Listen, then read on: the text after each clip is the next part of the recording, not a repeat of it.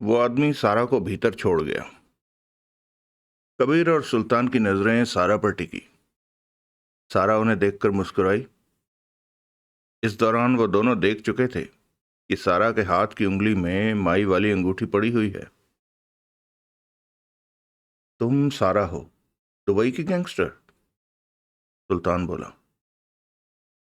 ठीक पहचाना आपने। हमारे पास क्यों आई हो? सारा ने अपने हाथ की उंगली में पड़ी अंगूठी दिखाई। बोली, ये माई की अंगूठी है। ये नकली अंगूठी है, कबीर ने कहा।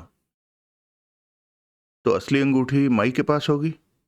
बेहतर होगा कि आप माई से अंगूठी के बारे में पूछें। दोनों ने सारा को देखा। सारा ने अंगूठी निकालकर टेबल पर रख दी। कबीर ने अंगूठी उठाई और उसका निरीक्षण करने लगा। फिर सुल्तान की तरफ बढ़ा दी। सुल्तान ने भी अंगूठी देखी और वापस टेबल पर रखता कह उठा, ये असली है। बैठ जाओ, कबीर बोला। सारा आगे बढ़ी और बैठते हुए अंगूठी उठाकर अपनी उंगली में डाल ली। फिर कहा, जाबर साहब नजर नहीं आ रहे? वो नहीं रहे। रात होटल के हादसे में उनकी जान चली गई, कबीर गंभीर स्वर में बोला। ओह, सुनकर अफसोस हुआ। माई को तुमने मारा? हाँ। रात पार्टी में तुम भी थी? हाँ। कैसे पहुंची पार्टी में? तुम्हें तो आने के लिए कार्ड नहीं दिया गया था, सुल्तान ने कहा। मैंने कार्ड हासिल किया था किसी से। सलमा के नाम से मैं पार्टी में शामिल हुई थी। होटल में जो भी तबाही मची वो सब तुमने किया? नहीं, उस बारे में मैं कुछ नहीं जानती। माई को कैसे मारा? मैंने मालूम कर लिया था कि माई कुछ खास लोगों से 505 नंबर कमरे में मिलेगी।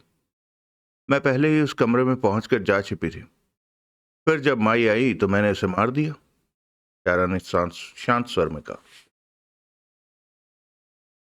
तो तुमने माई को आसानी से मार दिया? नहीं, माई से मुकाबला किया। कबीर ने सिगरेट सुलगा ली। सुल्तान पहलू बदलते हुए कह उठा, तुम्हें सब मालूम था कि माई कैसे बना जाता है? हाँ। तुम माई बनने की कोशिश कर रही थी? हाँ। हनीफ भाई से तुम्हारा क्या वास्ता था? कबीर ने पूछा। वो मुझे इंडिया में मिला था, किसी ने उससे मिलवाया था। मुझे नौकरी की जरूरत थी, पैसे की जरूरत थी। मेरी पहचान वालों ने उससे कहा कि दुबई में मुझे कहीं नौकरी दिला दे। हनीफ भाई मुझे अपने साथ दुबई ले आया, परंतु उसकी मेरी पट गई।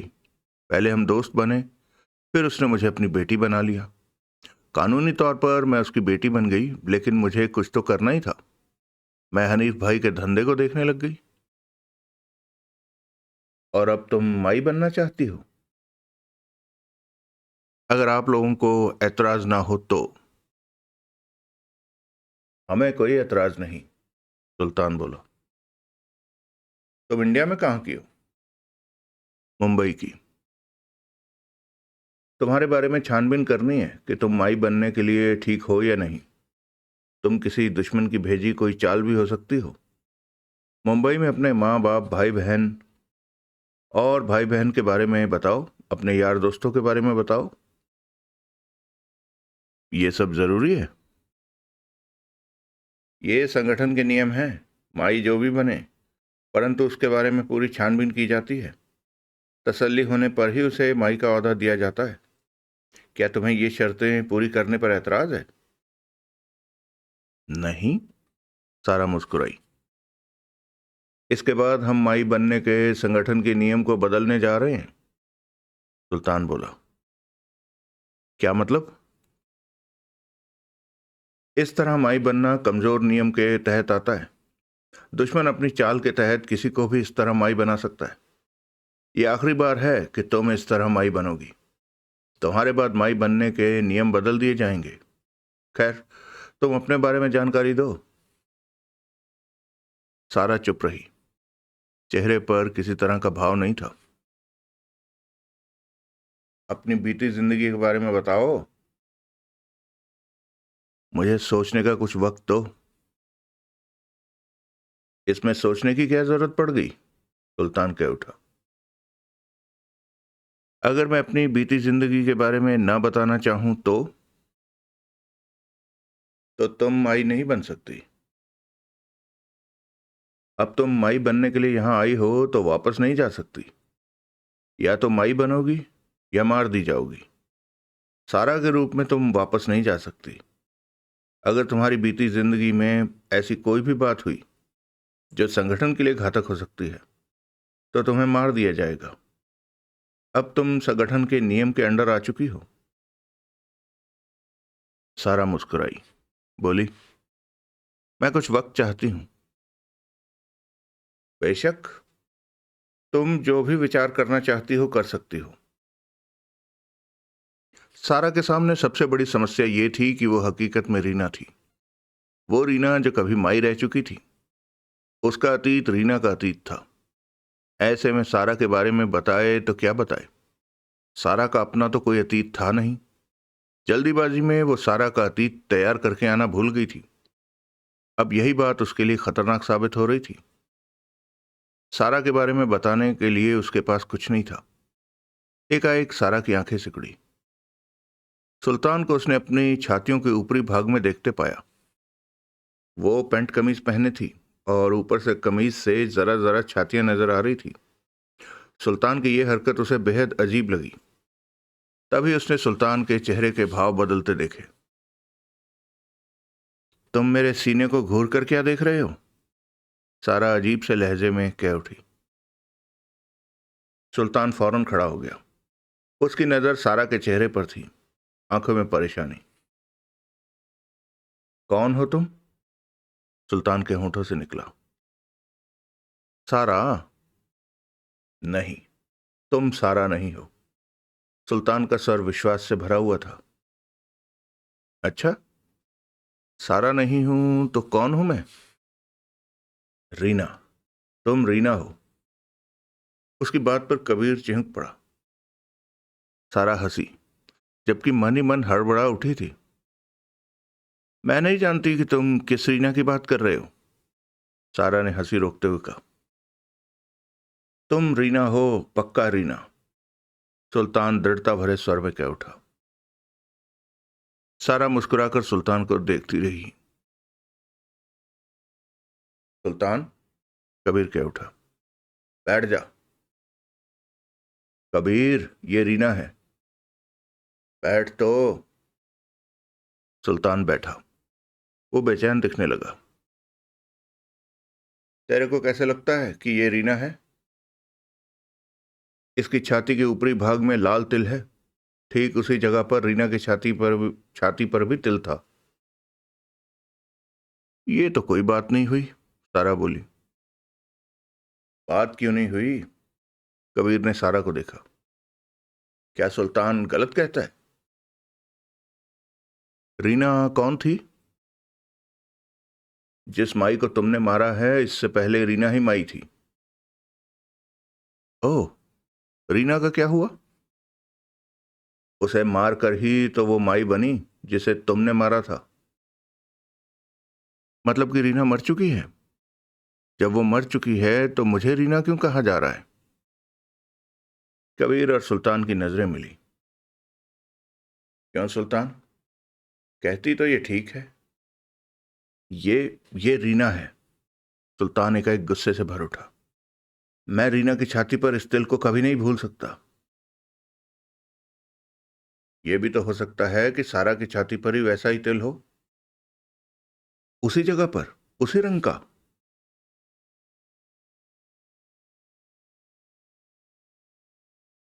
संभव है, कबीर ने कहा। मैं नहीं मानता। हमें इसका पूरा चेकअप कराना होगा।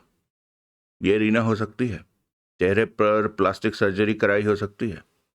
रोशनी ने रीना को आग के हवाले किया था, जिससे रीना का चेहरा जल गया हो और प्लास्टिक सर्जरी करवा ली हो। हम इसका चेकअप कराएंगे। ठीक है, कबीर बोला। मैं अभी प्लास्टिक सर्जन को फोन करता हूं। वो चेक करेगा कि सारा सारा ही है या सारा ही रीना है। कहकर कबीर ने जेब से फोन निकालने लगा। सारा समझ गई कि मामला बिगड़ गया है। क्या मेरी आवाज भी रीना की तरह है? सारा ने पूछा। नहीं, सुल्तान ने सिर हिलाया। आवाज बदली भी जा सकती है। समझदार हो। कबीर नंबर मिला रहा था कि सारा बोली, रहने दो कबीर। कबीर चौंका। हाथ में थमा फोन गिरने को हुआ। सारा के होंठों से रीना की आवाज निकली थी। सुल्तान भी चहक उठा। रीना? सुल्तान के होंठों से निकला। हाँ, मैं रीना ही हूं। कबीर और सुल्तान के होंठों से बोल न फूटे। वो हक्के बक्के आंखें फाड़े सारा को देखे जा रहे थे। क्या हुआ तुम दोनों को? होश में आओ। सारा शांत स्वर में कह उठी। दोनों ने खुद को संभाला। मुझे विश्वास नहीं आ रहा कि तुम जिंदा हो। कबीर कह उठा। मैंने तो तुम्हें छाती पर तिल देखकर ही पहचान लिया था। सुल्तान ने लंबी सांस ली। सारा दोनों को देखती रही। तुम जिंदा कैसे बच गई? कबीर ने पूछा। किस्मत से। तुमने अपना चेहरा बदलवा लिया? जल गया था। प्लास्टिक सर्जरी करवाई तो अपना चेहरा भी बदलवा लिया कि कोई मुझे पहचान ना सके, क्योंकि पहचाने जाने का मतलब था संगठन द्वारा मुझे मार दिया जाना। यही नियम है संगठन के। सारा ने गंभीर स्वर में कहा। ये देवराज चौहान का इस मामले में क्या वास्ता? उसने रीना और सारा दोनों की तस्वीरें अखबारों में। रोशनी जानती थी कि मैं जिंदा हूं। पहले उसने स्वयं तलाशा मुझे। जब कामयाब ना हुई तो मुझे तलाशने का काम डकैती मास्टर देवराज चौहान को 10 करोड़ में दिया। इत्तेफाक से देवराज चौहान ने मुझे तलाश कर लिया। वो जान गया कि पहले मैं रीना थी और बाद में चेहरा बदलवा कर सारा बन गई हूं और दुबई में हूं। मेरी तलाश में देवराज चौहान दुबई आया और अखबारों में मेरे दोनों चेहरों वाले इश्तिहार दे दिए। तो हमारे हाथों में आने पर देवराज चौहान ने असल बात क्यों ना बताई? सुल्तान बोला। मैं नहीं जानती। सारा ने इंकार में सिर हिलाया। रोशनी मेरी सहेली थी। मैं उसे छोड़ नहीं सकती थी क्योंकि उसने मेरे साथ गद्दारी की थी और किस्मत ने मुझे हनीफ भाई का साथ दिया। मेरी राहें आसान हो गई। सारा कबीर और सुल्तान को देख रही थी। कबीर और सुल्तान उसे देख रहे थे। कुछ पल खामोशी रही वहां। फिर जब खामोशी लंबी होने लगी तो सारा ही बोली। संगठन के नियम के मुताबिक ऐसी माई जो माई की कुर्सी छोड़ चुकी हो और जिंदा हो, उसे खत्म कर देना चाहिए। और मैं जिंदा हूं। तुम जिंदा अवश्य हो, सुल्तान बोला, परंतु ये स्थिति नहीं है हमारे सामने। तुम फिर माई बनने के लिए हमारे सामने हाजिर हो। क्या कहना चाहते हो तुम? कबीर बोला। ऐसी स्थिति हमारे सामने पहले कभी नहीं आई कबीर। रीना संगठन की वफादार है। वो दोबारा माई बनने आई है। और संगठन के नियमों का क्या होगा? नियम? ये नियम हम लोगों के ही तो बनाए हुए हैं। रीना संगठन का सारा काम जानती है। वो दोबारा माई बनने आई है तो हम ऐतराज क्यों करें? हमें क्या मालूम कि रीना ने किस किस को संगठन के राज बताए हैं। क्या मालूम रीना ने संगठन के किसी दुश्मन के साथ सांठगांठ कर ली हो और अब दुश्मन के इशारों पर नाचती माई बनने यहां आ गई हो। कुछ भी हो सकता है। सुल्तान ने सारा को देखा। बोला, हमें रीना पर यकीन करना चाहिए। क्यों रीना? तुमने संगठन की बात किसी से कही? नहीं, सारा बोली। कबीर, मुझे तो ऐतराज नहीं रीना के फिर से माई बनने पर। सुल्तान कह उठा। मुझे है। कबीर ने कहा और रिवॉल्वर निकाल कर रुख सारा की तरफ कर दिया। जो एक बार माई की कुर्सी से हट जाए, जिसकी एक बार संगठन से दूरी बन जाए, वो दोबारा संगठन के करीब नहीं आ सकता। दोबारा उसका संगठन के करीब आना शक वाली बात है। सुल्तान ने कबीर को देखा। सोच ले कबीर, सुल्तान गंभीर स्वर में बोला। सारा शांत सी बैठी दोनों को देख रही थी। इसमें सोचने जैसी कोई बात नहीं है, कबीर ने दो टूक स्वर में कहा। रीना के बारे में हमें अवश्य फिर से सोचना चाहिए, सुल्तान ने कहा। सुल्तान, मैं संगठन से अलग हो जाऊं और 2.5 साल बाद पुनः संगठन में आने को कहूं तो तुम क्या जवाब दोगे? नियम के मुताबिक जो एक बार संगठन से अलग हो जाए वो दोबारा संगठन से नहीं जुड़ सकता। अगर संगठन को उसकी खास जरूरत हो तो तभी उस व्यक्ति को संगठन में लिया जा सकता है, वो भी पूरी पड़ताल करके। ये नियम माई पर भी तो लागू होते हैं, कबीर ने सख्त स्वर में कहा। जरूर होता है, परंतु क्या रीना जैसी अनुभवी माई संगठन को दूसरी मिल सकती है? जो भी माई बनेगी उसे हम चंद महीनों में अनुभवी बना देंगे सुल्तान। मेरा तो ख्याल है कि रीना के बारे में पड़ताल करके इसे ही माई बना दें तो ये नहीं हो सकता। सुल्तान ने गहरी सांस ली। कबीर, सुल्तान ठीक ही तो कह रहा है, सारा मुस्कुराकर बोली। संगठन के नियमों से तुम भी अच्छी तरह वाकिफ हो, कबीर ने कठोर स्वर में कहा। नियम बनाने वालों ने कुछ सोच समझकर ही नियम बनाए होंगे, उन पर दसियों बार गौर किया गया होगा। लेकिन माई के बारे में यह नियम तो कहीं नहीं है कि वो दोबारा माई बनने की कोशिश करे तो उसे मार दिया जाए। कुछ नियम समझदारी और हालात को देखकर बनाए जाते हैं। कोई भी नियम पूरा नहीं होता, बाकी सब कुछ हालात पर निर्भर होता है। कबीर ने सारा की आंखों में देखते हुए शब्दों को चबाकर दृढ़ता से कहा। तो तुम मुझे शूट करके ही रहोगे? सारा ने गहरी सांस ली। मजबूरी है, जबकि मैं ऐसा चाहता नहीं। क्यों सुल्तान, तुम कबीर से सहमत हो? सुल्तान हिचकिचाया। तुम संगठन के काम करने वाले मामूली आदमी थे, परंतु तुम्हारी काबिलियत देखकर ही मैंने तुम्हें संगठन के 3 बड़ों में शामिल किया था जब तुलसी को मारा था। याद है कि भूल गए? याद है।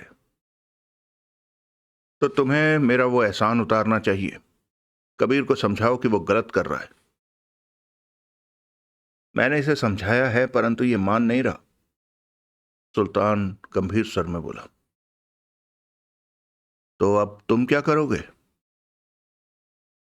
मैं, सुल्तान गंभीर स्वर में बोला, जो भी करूंगा संगठन के भले के लिए ही करूंगा। तो करो, संगठन के भले के लिए जो करना चाहते हो करो, सारा ने शांत स्वर में कहा। सुल्तान ने कबीर को देखा और गंभीर स्वर में कह उठा। देर मत करो कबीर, इसे गोली मार दो। धाएं। वो कमरा गोली की आवाज से गूंज उठा। सारा वैसे ही बैठी थी, जबकि कबीर के शरीर को झटका लगा और चेहरा पीड़ा से भर गया। रिवॉल्वर छूटकर टेबल पर जा गिरा। सुल्तान चौंका। उसका हाथ तेजी से अपनी जेब की तरफ बढ़ा। इसी पल सारा का हाथ टेबल के नीचे से बाहर आया। हाथ में दबी रिवॉल्वर से हल्का सा धुआं उठ रहा था। कमरे में बारूद की स्मेल उठ रही थी। सारा के चेहरे पर क्रूरता के भाव नाच रहे थे। रिवॉल्वर मत निकालना सुल्तान। सुल्तान वहीं ठिठक गया। उसके चेहरे पर घबराहट के भाव थे। तभी कबीर का चेहरा टेबल पर आकर टिक गया। वो मर गया था। सारा ने टेबल के नीचे से गोली मारी थी उसे, जो कि किसी घातक जगह पर लगी और वो ज्यादा देर तक जिंदा न रह सका। सुल्तान ने सूखे होंठों पर जीभ फेरते हुए कबीर की लाश पर नजर डाली। तुम्हारे पास हथियार कैसे मौजूद रहे? हमने अपने आदमी से कहा था कि सुल्तान ने कहना चाहा। उसने मेरी तलाशी लेनी चाही थी, परंतु मेरा माई का अनुभव मेरे काम आया सुल्तान, सारा विशैले स्वर में बोली। क्या मतलब? मैंने उसे उंगली में पहनी माई की अंगूठी दिखाई।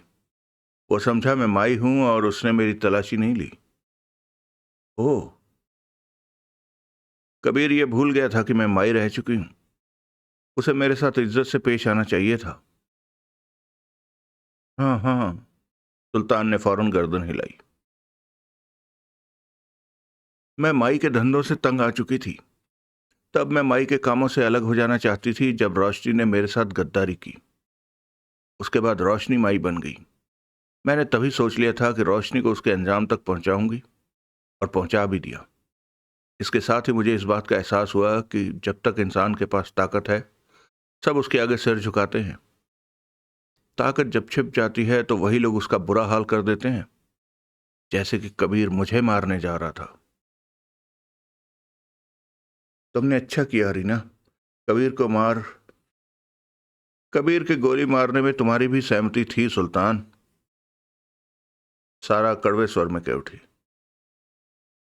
क्या करता, कबीर मेरी बात मान ही नहीं रहा था। सुल्तान लंबी सांस लेता हुआ कह उठा। तब तुम उसकी रिवॉल्वर पर झपट सकते थे। मैं तुम्हारे माई बनने के हक में हो रीना। अब मुझे तुम लोगों की सहमति की जरूरत नहीं है।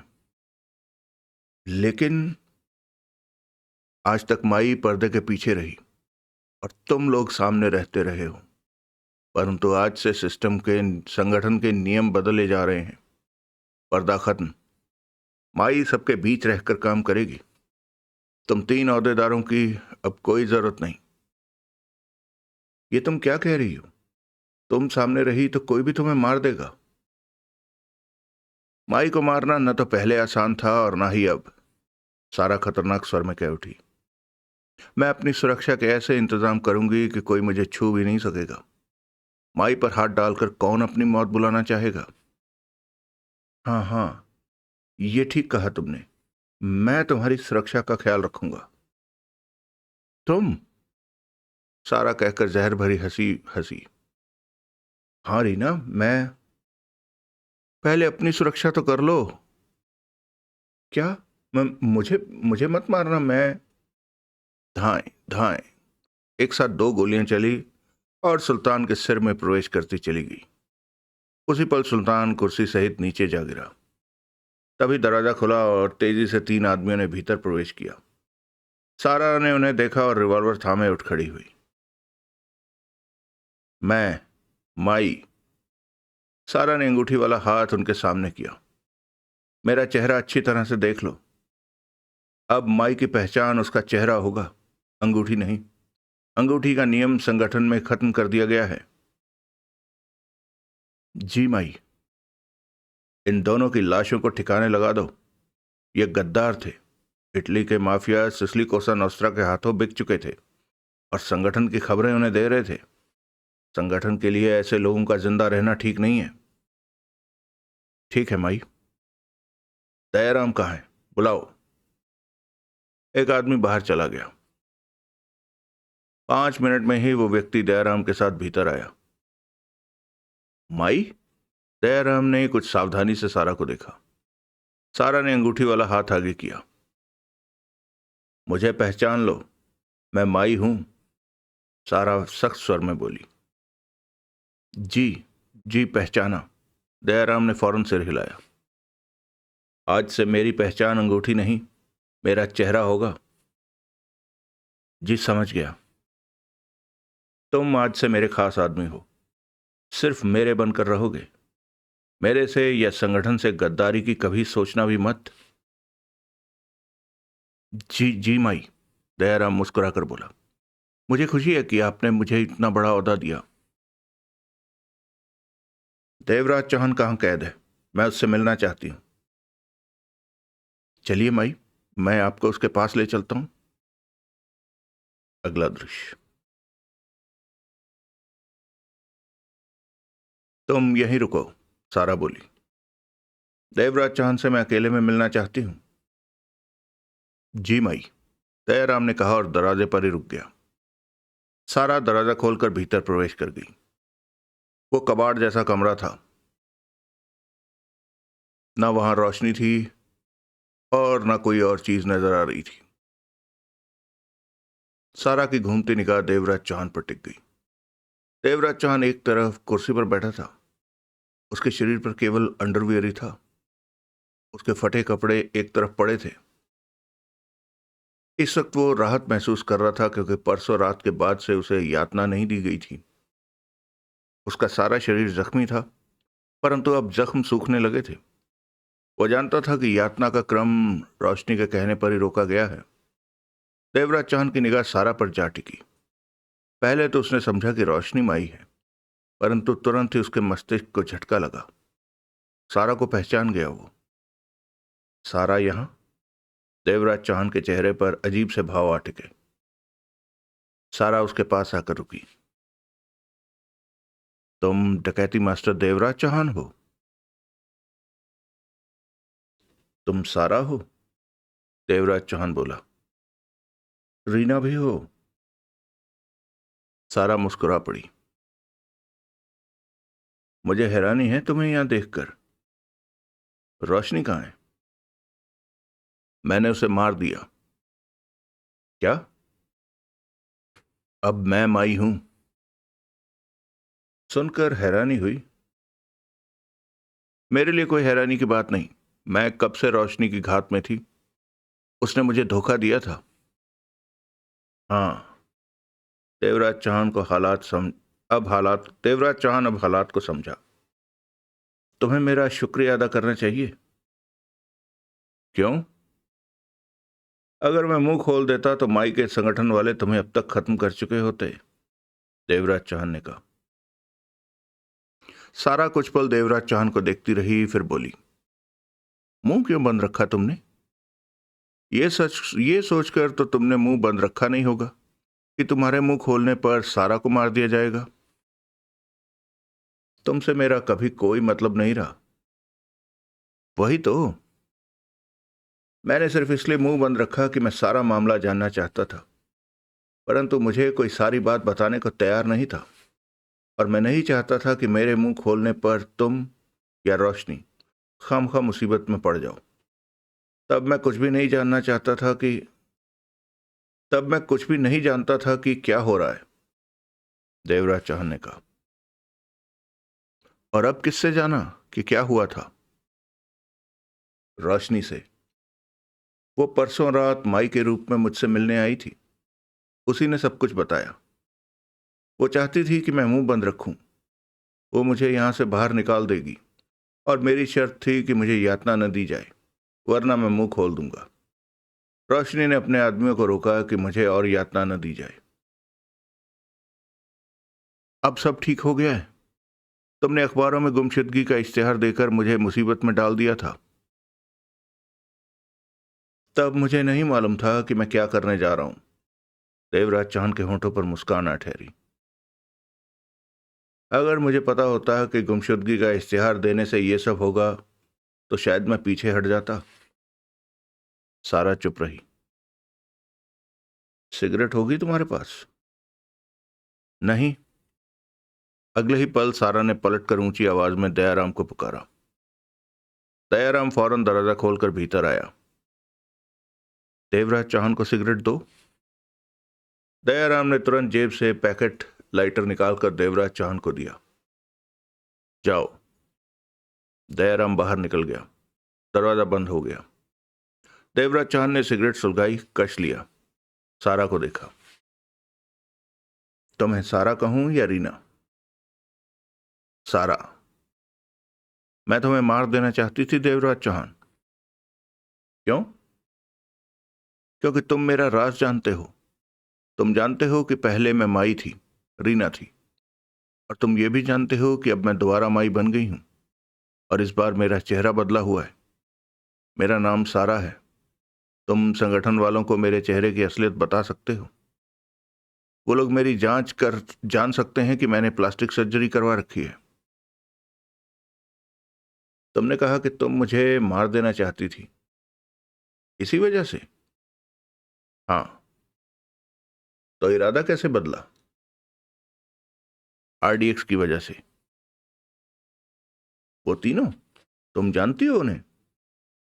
बहुत अच्छी तरह से। वो मेरा भला चाहने वालों में से हैं। सारा ने गंभीर स्वर में कहा। उन्होंने तुम्हें कहा कि देवराज चौहान को मत मारो? हाँ, यह भी कहा कि तुम्हें आजाद कर दूं। तो फिर सोच क्या रही हो? क्या तुम मेरा राज किसी को बताओगे? इतनी यातना सहकर ना बताया तो बाहर जाकर क्यों किसी को बताऊंगा? देवराज चौहान ने कहा।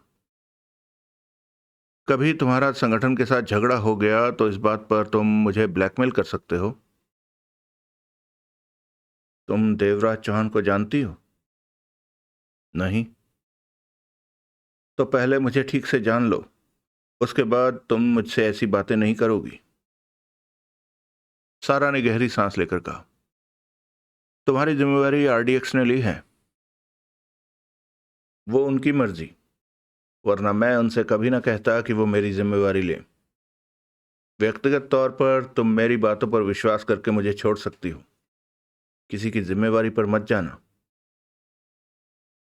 अजीब आदमी हो तुम। तुम्हारी इस बात पर मैं तुम्हारी जान ले सकती हूं? मेरी जान लेने का मेरी जान लेने का तुम्हारा इरादा नहीं है, यह बात मैं जान चुका हूं। देवराज चौहान ने शांत स्वर में कहा। मैं तो सिर्फ ये कहना चाहता हूं कि मुझे छोड़ना है तो मेरी जिम्मेवारी पर छोड़ो, किसी दूसरे की बात पर विश्वास करके मत छोड़ो, धोखा खा जाओगी। तुम्हारी जिम्मेवारी आरडीएक्स की जुबान से ज्यादा मजबूत है। आरडीएक्स की बात तो मैं नहीं जानता, परंतु मेरी जिम्मेवारी मजबूत है, यह बात मैं जानता हूं। सारा मुस्कुरा पड़ी। तुम्हारी बातें मुझे पसंद आई देवराज चौहान। तुम मेरे संगठन के लिए काम क्यों नहीं करते? मेहरबानी। मेरी दाल रोटी ऐसे ही चल जाती है, मैं खुश हूं। मैं तुम्हारी जुबान पर विश्वास करके तुम्हें छोड़ रही हूं देवराज चौहान। देवराज चौहान मुस्कुराया, कश लिया। जगमोहन तुम्हारा कोई खास है क्या? हाँ। क्यों? वो भी मेरे बारे में सब कुछ जानता है। उसकी फिक्र मत करो। देवराज चौहान और जगमोहन एक ही हैं। एक ने जो कहा दूसरा वही करेगा। जगमोहन इस वक्त आरडीएक्स के साथ है। आरडीएक्स कहां पर है? सारा ने आरडीएक्स के होटल का पता बताकर कहा। दयाराम तुम्हें वहां छोड़ आएगा। इसके साथ ही सारा ने दयाराम को बुलाकर कहा, देवराज चौहान को पहनने को कपड़े दो और इसे, सारा ने होटल का नाम बताया, वहां छोड़ दो। जी माई, दयाराम ने चुस्त स्वर में कहा। सारा और देवराज चौहान की नजरें मिली। उसके बाद सारा पलटी और बिना कुछ कहे दरवाजे की तरफ बढ़ गई। अगला दृश्य। अभी तक सारा का कोई फोन नहीं आया, राघव ने कहा। इस वक्त शाम के 4 बज रहे थे। आ जाएगा, वो व्यस्त होगी, एक्स्ट्रा बोला। उसने कहा था कि आज वो माई बनेगी, राघव पुनः बोला। कहीं उसके साथ कोई गड़बड़ ना हो गई हो? जगमोहन परेशानी भरे स्वर में कह उठा। मुझे देवराज चौहान की फिक्र है। तुम लोगों ने कहा था कि आज मेरे साथ देवराज चौहान की तलाश के लिए निकलोगे। अगर मेरा साथ देने की इच्छा नहीं है तो स्पष्ट कह दो, मैं खुद ही। हम सारा के माई बनने का इंतजार कर रहे हैं। वो माई बन गई तो बिना किसी मेहनत के देवराज चौहान आजाद हो। तभी दरवाजे पर थपथपाहट पड़ी। सबकी निगाह दरवाजे पर उठी। धर्मा उठकर दरवाजे के पास पहुंचा और दरवाजा खोला। अगले ही पल वो मुस्कुरा पड़ा। सामने देवराज चौहान खड़ा था। आओ, तुम्हारे बारे में ही बातें हो रही थी। देवराज चौहान ने भीतर प्रवेश किया। उसका चेहरा ठुकाई से कई जगह से कटा फटा नजर आ रहा था। जगमोहन देवराज चौहान को देखते ही खुशी से उछल पड़ा। तुम आ गए? जगमोहन की आंखें डबडबा उठी। देवराज चौहान मुस्कुराकर आगे बढ़ा और जगमोहन को गले लगा लिया। तुम्हें ढूंढते ढूंढते मैं परेशान हो गया था, जगमोहन ने भीगे स्वर में कहा। जानता हूं, अब मैं आ गया हूं। तुम अपना मूड ठीक करो। देवराज चौहान ने उसे अलग किया। तुम्हारे चेहरे को क्या हुआ? उन लोगों ने पीटा तुम्हें? मेरे चेहरे का ही नहीं, पूरे शरीर का यही हाल है। कुछ दिन मुझे आराम की जरूरत है, देवराज चौहान ने कहा और बैठ गया। धर्मा कह उठा। तो सारा माई बन गई? हाँ, देवराज चौहान ने उसे देखा। वो माई बन चुकी है, धर्मा ने राघव से सख्त स्वर में कहा। सारा को फोन लगा, बोल हमें अभी नवाब अंसारी चाहिए। राघव ने फोन निकाला और नंबर मिलाने लगा। तभी देवराज चौहान बोला, मुझे जाबर, कबीर और सुल्तान चाहिए। उन्हीं के कहने पर मुझे बुरी तरह से यातना दी गई है। मैं बात करता हूं सारा से, राघव ने कहा। अगर वो इन तीनों को देने से इनकार करे तो परवाह मत करना, मैं खुद उन्हें तलाश कर लूंगा, देवराज चौहान बोला। राघव की बात हुई सारा से, फोन लग गया था। मुझे खुशी है कि तुम माई बन गई सारा, राघव ने कहा। तो देवराज चौहान पहुंच गया तुम लोगों के पास? सारा की आवाज कानों में पड़ी। हाँ, अभी पहुंचा है, लेकिन हमारा काम बाकी है। नवाब अंसारी चाहिए हमें। मैं उसे ही हर जगह तलाश कर रही हूं, परंतु वो कहीं मिल नहीं रहा, सारा की आवाज आई। रात की पार्टी के वक्त से ही वो गायब है। उसकी होटल के हॉल में गिरे मलबे से लाश भी नहीं मिली। मुझे लगता है वो इटली के माफिया के हाथों में पड़ गया है। Italy mafia? सिसली कोसा नोस्त्रा, यह खतरनाक गुट है। वो कब से माई के संगठन को हथियाने का प्रयास कर रहे हैं। अब तो उन्होंने चुपचाप दुबई में अपना ठिकाना भी बना लिया है कि अपनी हरकतों को तेजी से अंजाम दे सकें। तुम्हें कैसे पता कि इस गुट का ठिकाना दुबई में है? सारा के रूप में 2 साल मैंने यूं ही नहीं बिताए। मेरी निगाह माई के संगठन पर भी रही और दुबई अंडरवर्ल्ड पर भी। साल भर पहले मैंने सिसली कोसा नोस्त्रा गुट के खतरनाक मेंबर यूकोलो को देखा तो उसका पीछा करके उनका ठिकाना जाना। कई दिन तक मैंने उनके ठिकाने पर नजर रखी कि जान सकूं कि वो लोग क्या कर रहे हैं। ओह, लेकिन तुम्हें यह पक्का तो नहीं कि नवाब अंसारी उनके हाथों में पड़ गया है? पक्का तो नहीं है, परंतु पूरा शक है। पार्टी में यूकोलो भी था, अपने 2 आदमियों के साथ। वो मई के बारे में जानने के लिए नवाब अंसारी पर हाथ डाल सकते हैं। कल पार्टी में माहौल ही ऐसा हो गया था कि किसी पर नजर नहीं रखी जा सकी। नवाब अंसारी अगर कहीं नहीं है तो यकीनन उनके कब्जे में होगा, और वो जानना चाहते होंगे कि माई की असलियत क्या है, वो कहाँ पर रहती है, ताकि वो माई को मारकर उसकी जगह अपनी किसी सदस्य को बिठा सकें और संगठन पर कब्जा कर सकें। ये तो खतरनाक बात है, परंतु मैंने संगठन का नियम बदल दिया है। अब माई का कोई कुछ नहीं बिगाड़ सकता। बिगाड़ा तो फायदा नहीं होगा। वो कैसे? पहले माई आड़ में रहकर काम करती थी, लेकिन अब मैं अपने लोगों के सामने रहकर काम करूंगी। सब मेरा चेहरा देख सकेंगे कि माई कौन है। इस तरह मैं संगठन की एकमात्र मालकिन घोषित हो गई हूं। सारा की आवाज कानों में पड़ रही थी। इस तरह अगर कोई मेरी जान लेता है तो वो संगठन को हथिया नहीं सकेगा। ये अच्छा किया, परंतु इस तरह खतरा तुम्हारे लिए बढ़ जाएगा। मैं अपनी सुरक्षा के पूरे प्रबंध करूंगी। ठीक है, तुम मुझे सिसली के दुबई के ठिकाने के बारे में बताओ। मैं देखता हूं कि वहां नवाब अंसारी है या नहीं। सारा ने राघव को एक बंगले का पता बताया। फिर राघव ने कहा, देवराज चौहान का कहना है कि उसे जाबर, कबीर और सुल्तान ने खामखा की यातना दी है। वो इन तीनों से अपना हिसाब निपटाना चाहता है। क्या तुम इन तीनों को देवराज चौहान से कहना कि उसका काम मैंने कर दिया है। क्या मतलब? जाबर रात पार्टी में मलबे के नीचे दबकर मर गया। ओह, कबीर और सुल्तान को आज मैंने सुबह गोली मार दी। मतलब कि मामला नक्की हो गया? पूरी तरह। तुम सिसली गुट के यहाँ नवाब अंसारी को चेक करो। अगर वो वहां नहीं मिला तो बताना, मैं उसे तलाश करवा लूंगी। अगला दृश्य। शाम को 8 बज रहे थे। अंधेरा हो चुका था। दुबई की रोशनियां फैल चुकी थी। सड़कों पर वाहनों की रोशनियां चमक रही थी। शाम धीरे धीरे जवान हो रही थी। आरडीएक्स ने पार्किंग से उठाई कार और उस चौड़ी सड़क के किनारे पर रोक दी। वो चक्कर लगाकर पता कर चुके थे कि सारा ने जिस बंगले का पता बताया था वो इसी लेन में कुछ आगे है। आरडीएक्स बाहर निकले। उस सड़क पर इक्का दुक्का लोग आते जाते दिखे। रिवॉल्वरों की नालों पर साइलेंसर लगा लिए हैं? धर्मा ने पूछा। हाँ, राघव बोला। ये सिसली माफिया का ठिकाना है। वो हम पर किसी तरह का रहम नहीं करेंगे। हमें भी नरमी का इस्तेमाल नहीं करना है। वो हमें शूट करने की चेष्टा करेंगे। जिंदा वही रहेगा जिसकी गोली पहले चलेगी।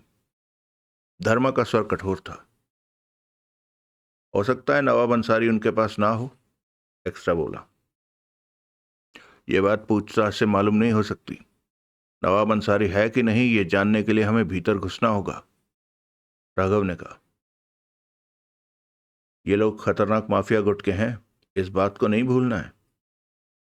आरडीएक्स की नजरें मिली। फिर तीनों आगे बढ़ गए। 3 बंगले पार करके चौथे बंगले के गेट पर रुके। उस बड़े से गेट के दोनों तरफ लाइटें रोशन थी। पहली मंजिल पर रोशनी होती नजर आ रही थी। गेट भीतर से बंद था। आरडीएक्स की नजरें मिली। एक्स्ट्रा फौरन 4 दीवारी की तरफ बढ़ गया। धर्मा ने सड़क पर नजर डाली। उस वक्त कोई नजर नहीं आ रहा था। एक्स्ट्रा रिवॉल्वर मुंह में दबाए 4 दीवारी पर चढ़ा और भीतर कूद गया। धर्मा और राघव की नजरें मिली। दोनों के हाथ कपड़ों में फंसी रिवॉल्वर पर थे। 5 मिनट बीते, जो कि उन दोनों के लिए इस माहौल में लंबा वक्त था। इस दौरान गेट के भीतर मध्यम सी आहटें मिली। दोनों सतर्क हो गए। तभी गेट खोला जाने लगा। राघव और धर्मा के हाथों में रिवॉल्वरें आ गई। गेट खुला। एक्स्ट्रा दिखा। दोनों भीतर प्रवेश कर गए। गेट बंद कर दिया गया। गेट के भीतर की तरफ 2 लाशें नीचे पड़ी दिखी, जिसे कि उन्होंने खींचकर एक तरफ कर दिया था। हर तरफ शांति छाई हुई थी। रॉकी, तभी एक आवाज आई। चाय पियोगे? मैं बनाने जा रहा हूं। पोर्च में कोई आ खड़ा हुआ था। हाँ, पिएंगे, एक्स्ट्रा ने फौरन कहा। वो वापस बंगले में चला गया। आरडीएक्स की नजरें मिली। हमें एक पल भी बर्बाद नहीं करना है, धर्मा दांत भींच कर कह उठा। भीतर चलो। जो मुकाबला करे उसे गोली से उड़ा दो। जो हाथ ऊपर करे उसे वहीं बिठा दो। यह काम हमने लंबा नहीं करना है। फिर वो तीनों बंगले के पोर्च की तरफ बढ़ गए। पोर्च पार करके आरडीएक्स बंगले के मुख्य द्वार से भीतर प्रवेश कर गए। तीनों के हाथों में साइलेंसर लगी रिवॉल्वरें थी। आंखों में शिकारी चीते जैसी चमक थी। उस ड्राइंग रूम हॉल में कोई न दिखा। तीनों अलग अलग रास्तों पर फैलते चले गए। राघव ऊपर जाने वाली सीढ़ियों की तरफ बढ़ गया। धर्मा ड्राइंग रूम पार करके उस तरफ नजर आने वाले दरवाजे की तरफ बढ़ा। एक्स्ट्रा रिवॉल्वर थामे सतर्कता भरे ढंग में इधर उधर नजरें घुमा रहा था। राघव पहली मंजिल पर पहुंचा।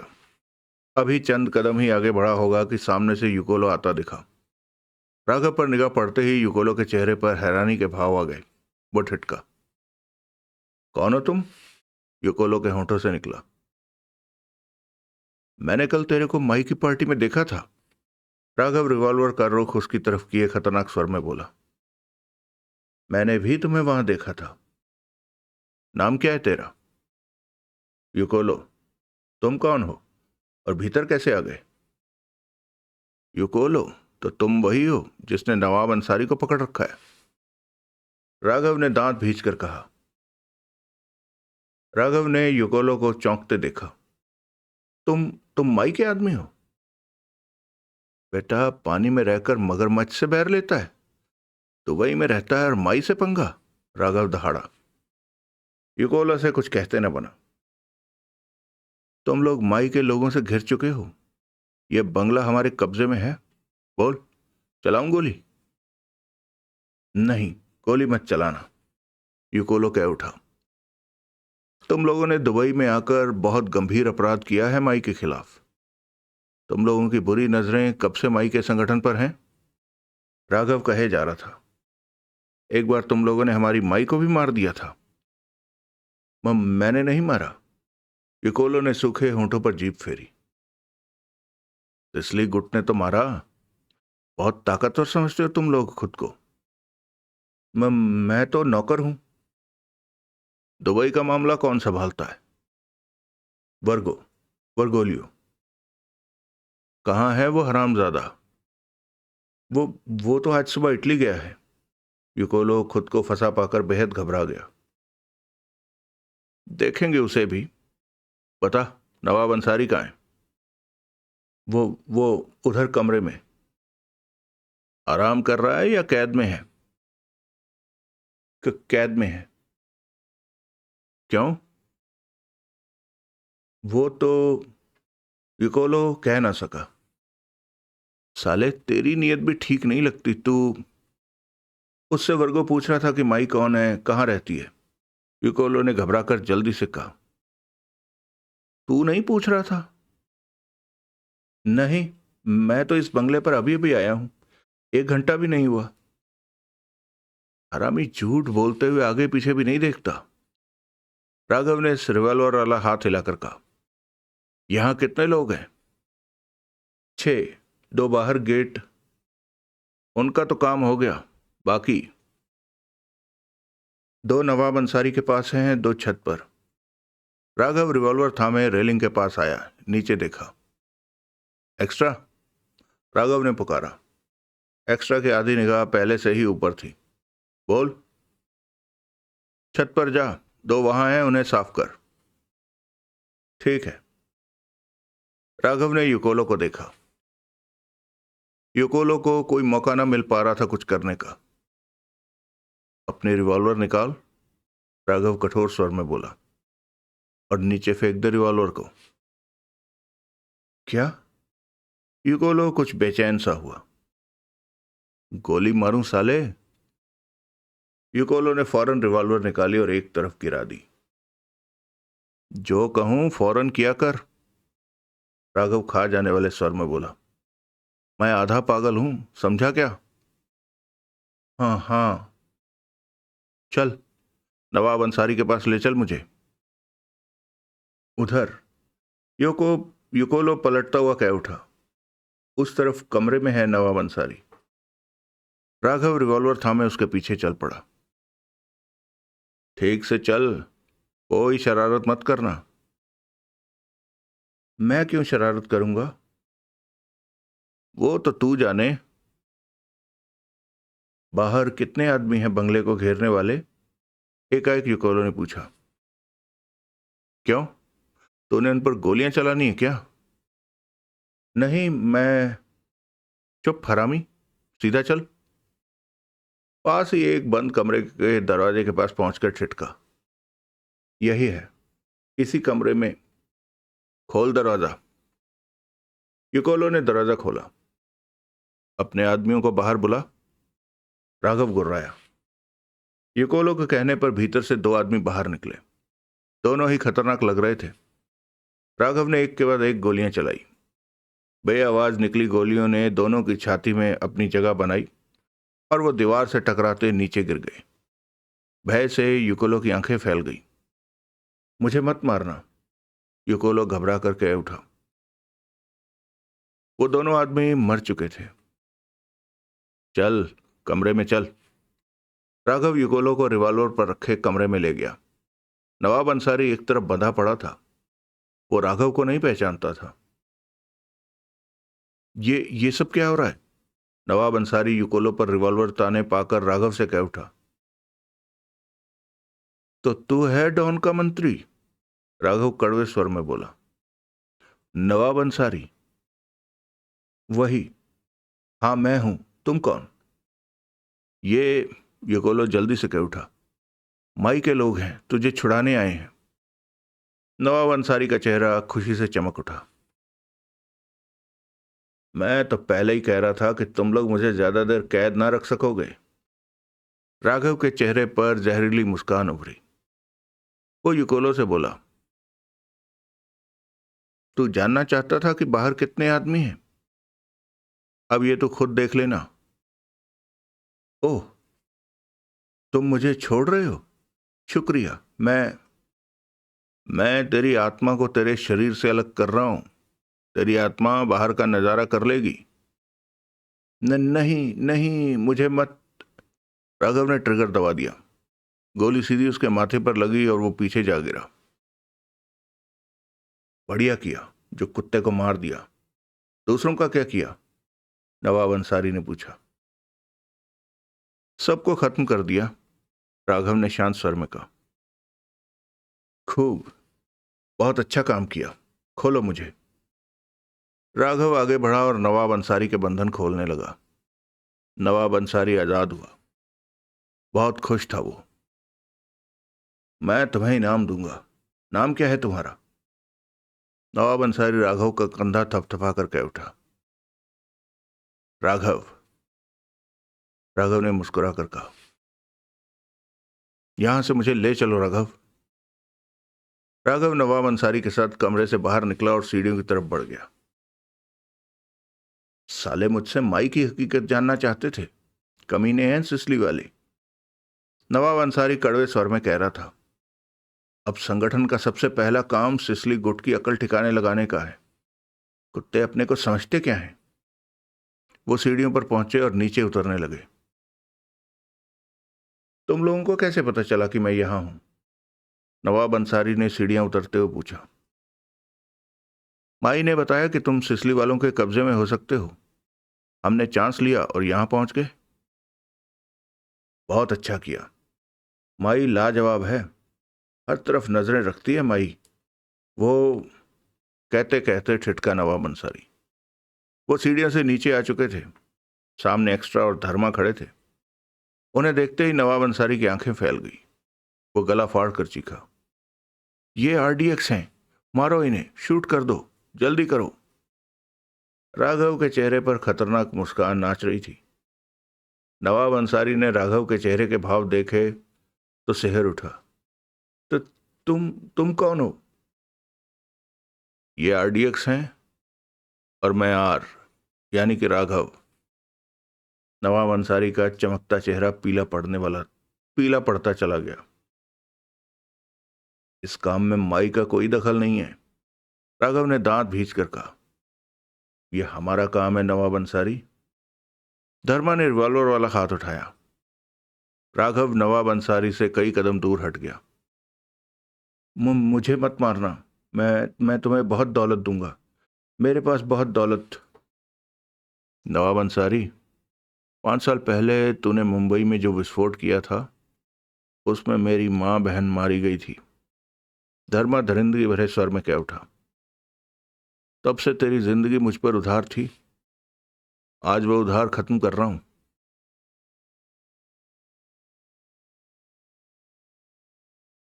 नहीं नहीं, मुझे मत।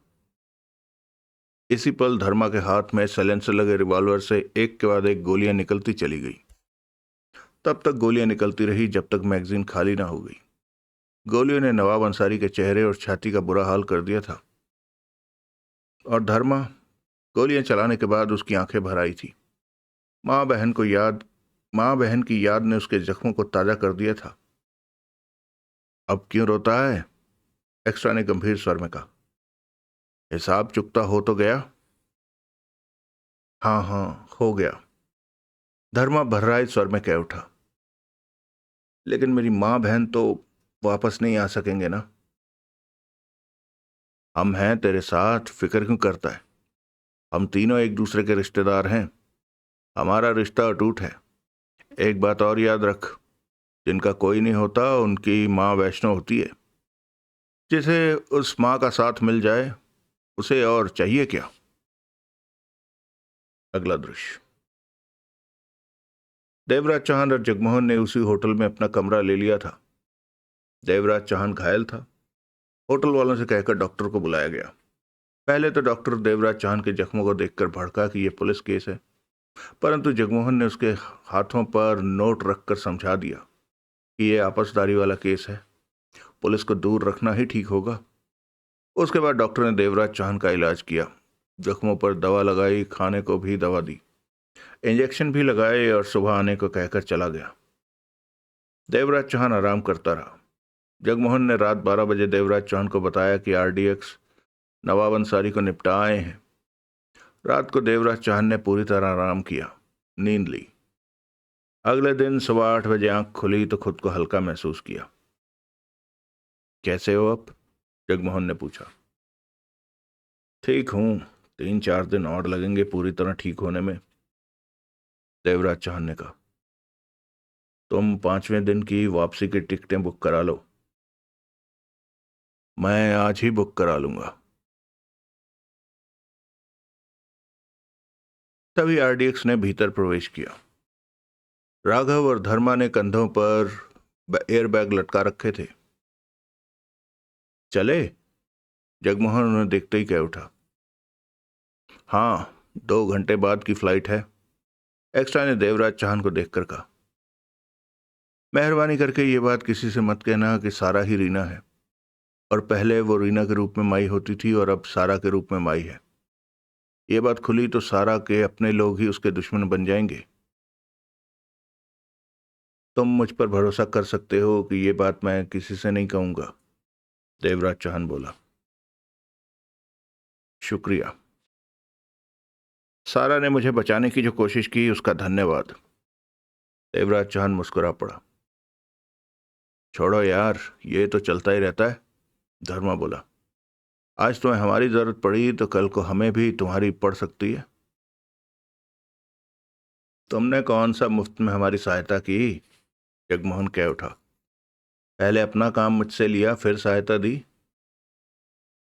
क्या किया तुमने? वो कोई काम था? धर्मा ने मुंह बनाकर कहा। काम नहीं था।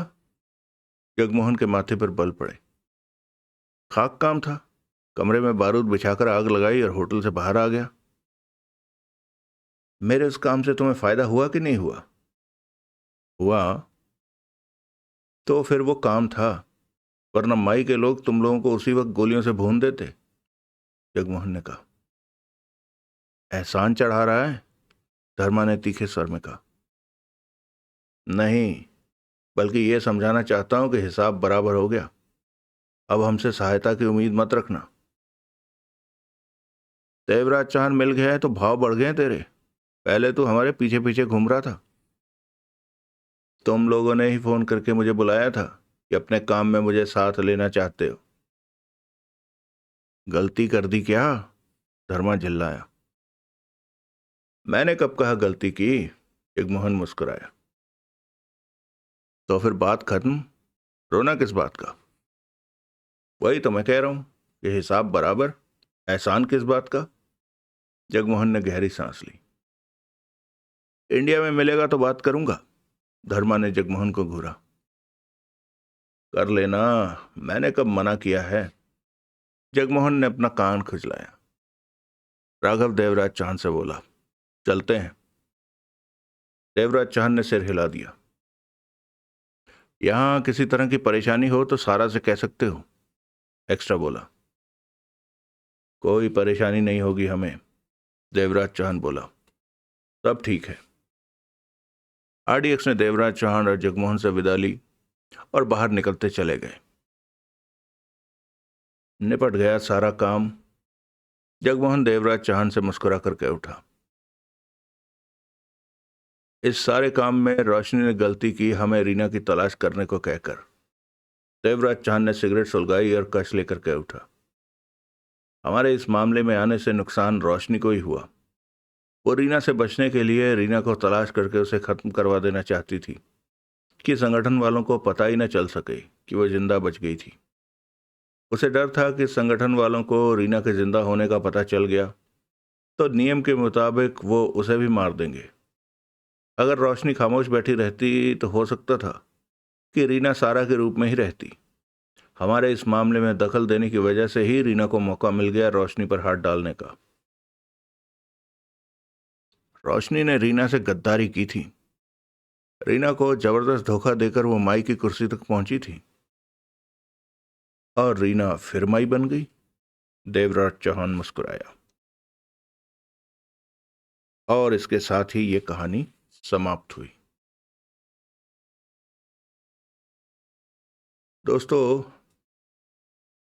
कैसी लगी कहानी आप लोगों को? यानी देवराज चौहान का तो सिर्फ नाम ही चिपकाया गया है, जैसे नमक की तरह इस्तेमाल किया है, बस इधर उधर। पता था कि देवराज चौहान का नाम टिकेगा, नहीं तो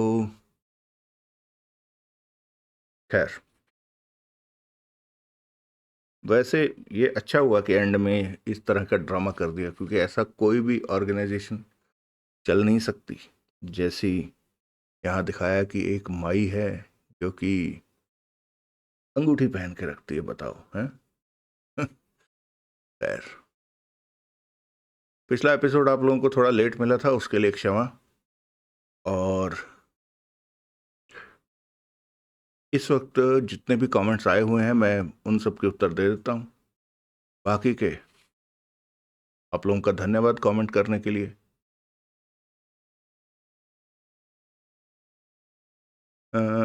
ये क्या मैंने पुराने को भी रिकॉग्नाइज नहीं किया क्या? नहीं, अच्छा। पिछले एपिसोड का, ओहो हो, पिछले एपिसोड के मुझे लग रहा है उत्तर नहीं दिए गए। कोई नहीं। वासुदेव जी कह रहे हैं उपन्यास ऊंची छलांग और रफ्तार दोनों अपलोड हैं, लेकिन कुछ समझ में नहीं आता। आप दोनों उपन्यास अपलोड करने की मेहरबानी करें। कर देंगे जी, कर देंगे दोनों अपलोड। सुधीर झा जी कह रहे हैं कोई बात नहीं, हमें अगले भाग का बेसब्री से इंतजार रहेगा। Patience is better it's fruit it's sweet. हाँ, इंतजार का फल मीठा होता है। बड़ी जबरदस्त अंग्रेजी ट्रांसलेट करी है आपने। खैर, धन्यवाद सुधीर जी। सूरज कुमार जी कह रहे हैं कोई बात नहीं, इन दोनों भाइयों ने कमेंट पर वो मैंने कहा था कि 10वां भाग लेट आएगा, इसलिए कोई बात नहीं भाई, बस ज़रा जल्दी डाल देना। हाँ भाई, डाल दिया था। एंड ईद मुबारक। हाँ भाई, आप सबको भी और सभी दोस्तों को ईद मुबारक।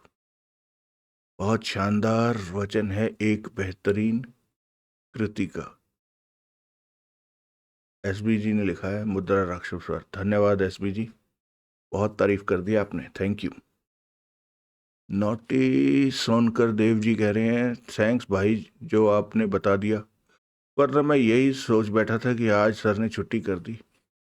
क्या करें यार, मैंने कहा ना कि बहुत पहले कहा था शायद, अमिताभ बच्चन का एक डायलॉग था कि हमारी ज़िंदगी का बम्बू तीन, हमारी ज़िंदगी का तंबू 3 बम्बुओं पे खड़ा है। तो वैसे ही इसमें बिजली का बहुत बड़ा रोल है, बिजली और इंटरनेट। खैर, धन्यवाद, आप लोगों ने इंतज़ार किया।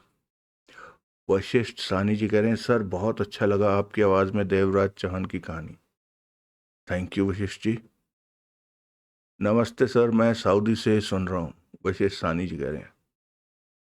Thank you Vashishtha ji. वैसे उम्मीद है कि वहाँ सब कुशल मंगल है, कहने का मतलब उधर बम बम गिर रहे हैं ना, तो भगवान से प्रार्थना है कि सब अपनी अपनी जगह पर सुरक्षित रहें। रिंकू जी कह रहे हैं नेक्स्ट पार्ट अपलोड कीजिए सर। कर दिया सर, वो तो हो गया। अब तो ये है। शबीर भाई कह रहे हैं सभी भाइयों और बहनों को ईद मुबारक, सभी खुश रहें। आपको भी शबीर भाई और सभी भाई बहनों को ईद मुबारक। मुझे पता नहीं था उस वक्त, नहीं तो मैं अवश्य सबको विश करता। खैर, धन्यवाद याद दिलाने के लिए। वैसे आपसे पहले हमारे एक और भाई ने याद दिला ही दिया था, सूरज भाई ने। प्रवेश जी कह रहे हैं शानदार स्टोरी के लिए धन्यवाद। थैंक यू प्रवेश जी। सूरज कुमार जी ने फिर लिखा है ईद मुबारक सबको, थैंक्स वेरी नाइस। धन्यवाद सूरज भाई। पूनम जियाल ने लिखा है सर आप डॉन का मंत्री नॉवल का पार्ट 9 तक ही सुनाया। अब नहीं नहीं, वो इसलिए क्योंकि पार्ट 10 थोड़ा लेट आया था, आपने मेरे ख्याल से कमेंट नहीं देखा उधर जाकर। खैर कोई नहीं, अब तो आपको मिल ही गया होना चाहिए।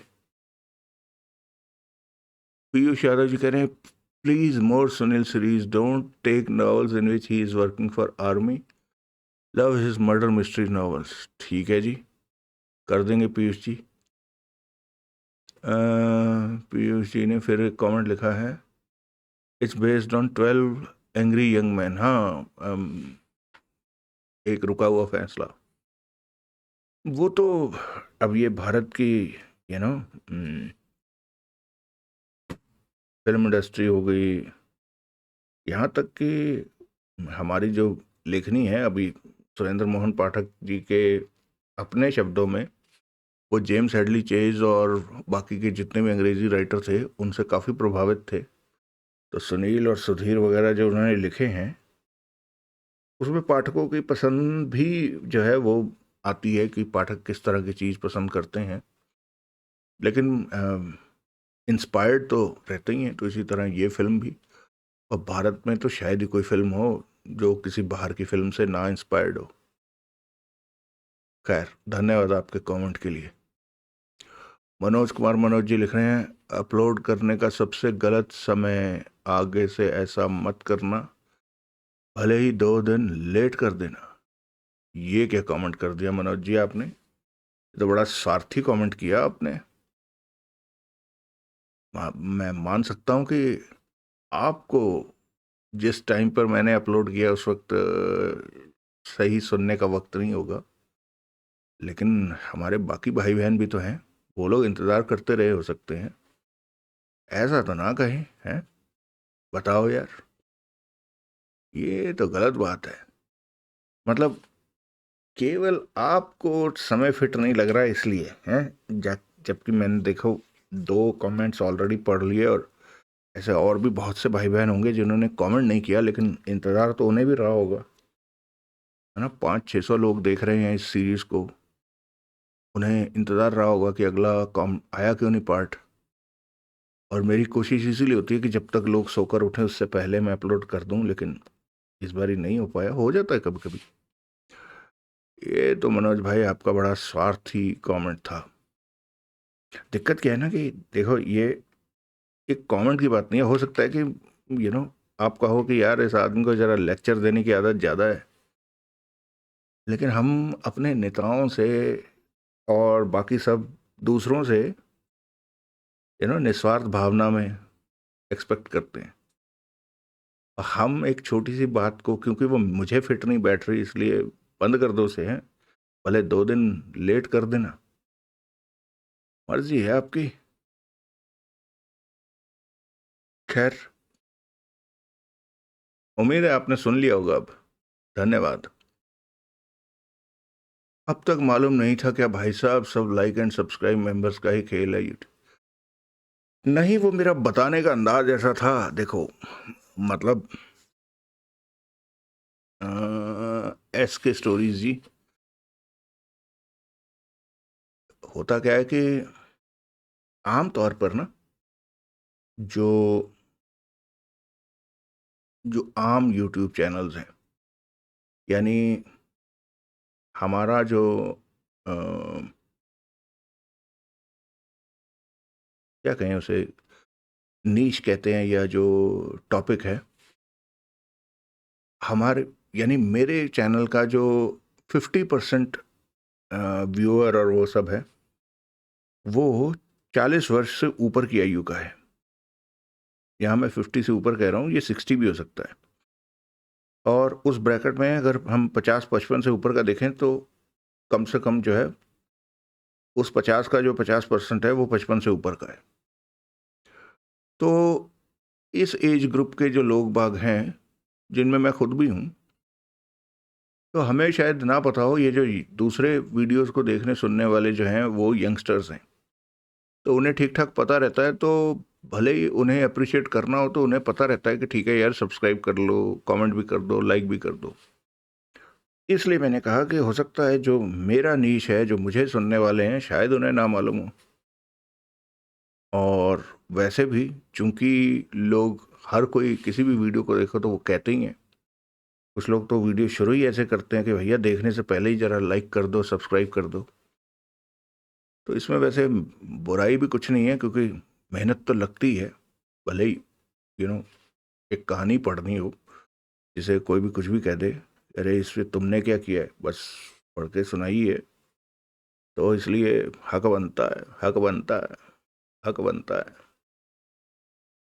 लाइक शेयर सब्सक्राइब किया करो दोस्तों। अरे एक और चीज़ भी है, मैंने सुना है वहाँ पर कोई हाइप हुइप भी होता है, तो वो भी कर दिया करो यार, कुछ बात बन जाए। अजय राजपूत जी कह रहे हैं, खैर एसके जी थैंक यू आपके कमेंट के लिए। अजय राजपूत जी ने कहा है थैंक्स, तो थैंक्स आपको भी। शालू शालू जी कह रहे हैं मोना चौधरी के साथ पुनर्जन्म वाली सीरीज लोड करिए। शालू जी पहले ना देवराज चौहान सीरीज के जितने भी नहीं हैं वो कर लेते हैं, उसके बाद अभी हमने जीना है बरसों, इतनी चिंता की क्या बात है। आ जाएगा मोना चौधरी का नंबर भी। संतोष जी कह रहे हैं, संतोष मुखर्जी, हर हर महादेव। विक्रम भाई हर हर महादेव। बहुत दिनों बाद कमेंट कर रहा हूँ, आप कैसे हो। मोना चौधरी देवराज चौहान किशोर पूर्व जन्म पर लिखा है, लेकिन नाम याद नहीं आ रहा। अच्छा, ये पहले भी किसी भाई ने कमेंट किया था कल, या शायद आप ही का कमेंट पढ़ रहा हूँ मैं। नहीं, आपने तो आज ही किया है। मोना चौधरी देवराज चौहान जुगल किशोर वाला उपन्यास पूर्व जन्म पर लिखा है, लेकिन नाम याद नहीं आ रहा। वो किसी ने बताया तो था कि वो जो उनकी यज्ञ और वो वाली पूरी सीरीज जो है उसमें है ये। खैर धन्यवाद। आपका दूसरा कमेंट है विक्रम भाई, मैंने आपको एक रिक्वेस्ट की थी, आमिर खान का उपन्यास कैदी और दूसरा पार्ट मेरा देश मेरे लोग करण सक्सेना अपलोड कीजिए। एक मिनट में अभी देख लेता हूँ। आपने कहा अमित खान का, अमित खान के कहानियाँ अमित खान की हैं तो सही। एक ही मिनट।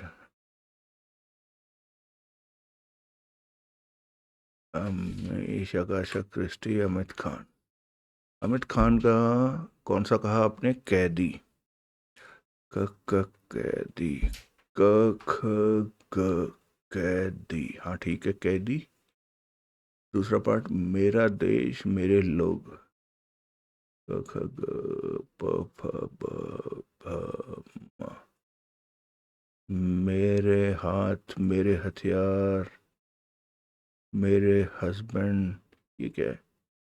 मैडम नताशा, नहीं यार ये नहीं है। दूसरा पार्ट मेरा देश मेरे लोग, मैं चेक करता हूँ, हुआ तो अवश्य रिकॉर्ड करके साइड में डाल देंगे, कोई बात नहीं। भले इसे ऐसे ना बनाएं, दूसरे तरीके से जैसे सुनील के एपिसोड आते हैं वैसे कर लेंगे, ठीक है। चलिए दोस्तों, बहुत लंबी हो गई कहानी, ठीक ही रहा, लेकिन देवराज चौहान का कुछ काम नहीं है इसमें, मज़ा नहीं आया देवराज चौहान के। अभी आप लोगों ने कहा था किसी भाई ने, मैं दोबारा से बता दूं, किम्बो, तो मैंने उसको लाइन में लगा रखा है। क्या वाकई वो कि देवराज चौहान का कहानी है, या मुझे कोई और कहानी ढूंढनी चाहिए? आप लोग प्लीज़ बता दीजिएगा। यार ये मुझे नहीं लगता कि ये देवराज चांद की कहानी है किम्बो, तो कहीं लिखा हुआ आ नहीं रहा देवराज चांद का नाम।